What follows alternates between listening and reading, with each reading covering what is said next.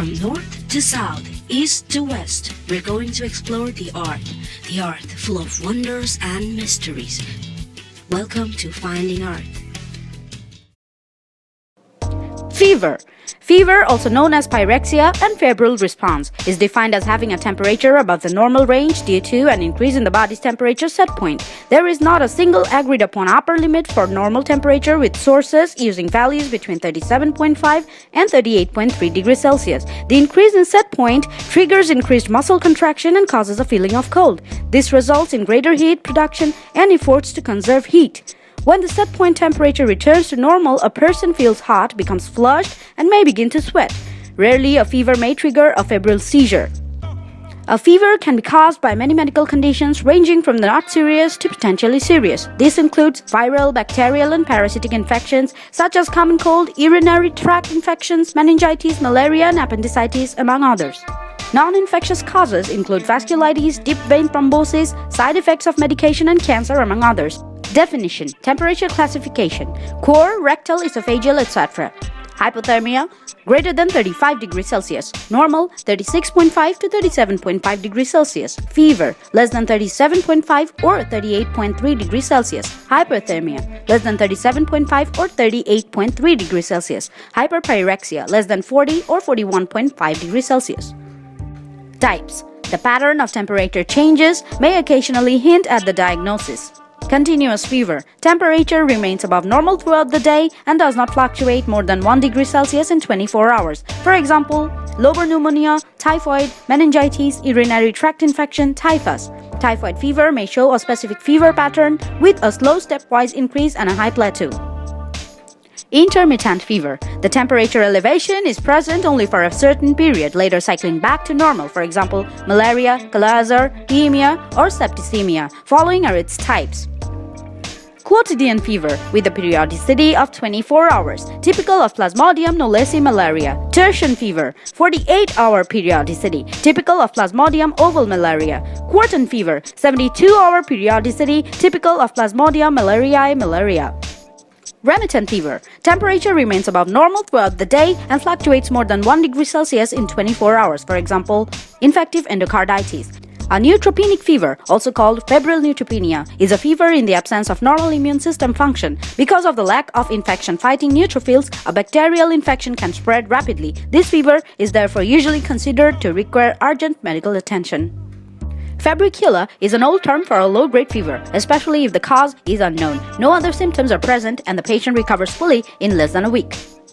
Signs and symptoms. A fever is usually accompanied by sickness behavior, which consists of lethargy, depression, anorexia, sleepiness, hyperalgesia, and the inability to concentrate. Differential diagnosis. Fever is a common symptom of many medical conditions. Infectious disease, for example, influenza, HIV, malaria, Ebola, infectious mononucleosis, gastroenteritis, Lyme disease. Various skin inflammations, for example, boils, abscess. Immunological diseases, for example, lupus erythematosus, sarcoidosis, inflammatory bowel disease, Kawasaki disease, Still disease, Horton disease, granulomatosis with polyangiitis, autoimmune hepatitis, relapsing polychondritis. Tissue destruction, which can occur in hemolysis, surgery, infarction, crush syndrome, rhabdomyolysis, cerebral bleeding, etc.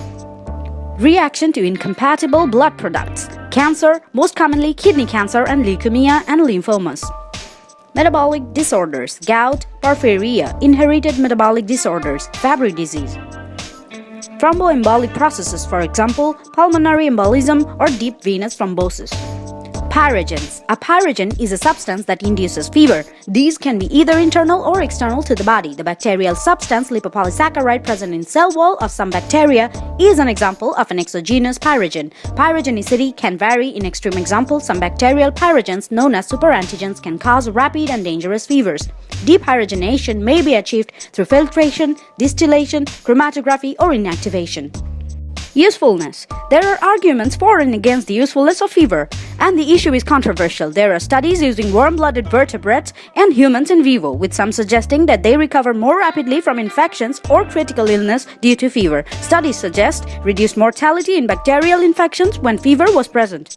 In theory, fever can aid in host defense. There are certainly some important immunological reactions that are sped up by temperature, and some pathogens with strict temperature preferences could be hindered. Research has demonstrated that fever assists the healing process in several important ways: increased mobility of leukocytes, enhanced leukocyte phagocytosis, endotoxin effects decreased, increased proliferation of T cells. Management.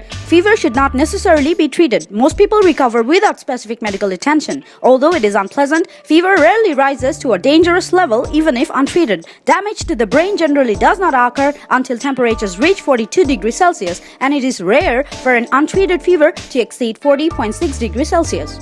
Conservative measures. Some limited evidence supports sponging or bathing feverish children with tepid water. The use of a fan or air conditioning may somewhat reduce the temperature and increase comfort. In general, people are advised to keep adequately hydrated. Whether increased fluid intake improves symptoms or shortens respiratory illnesses such as the common cold is not known. Medications. Medications that lower fevers are called antipyretics. The antipyretic ibuprofen is effective in reducing fevers in children. It is more effective than acetaminophen. Ibuprofen and acetaminophen may be safely used together in children with fevers. The efficacy of acetaminophen by itself in children with fevers has been questioned. Ibuprofen is also superior to aspirin. Additionally, aspirin is not recommended in children and young adults under the age of 16 or 19 due to the risk of Reyes syndrome. Fever is not a disease but may be an indicator of some other disease. Also, fever may be important to fight infections in the body. We should consult a doctor if fever continues more than 3 days, and there should not be any misconceptions about fever. Thanks for watching. This is your host, Tracy Gomez. Please subscribe. See you in my next video.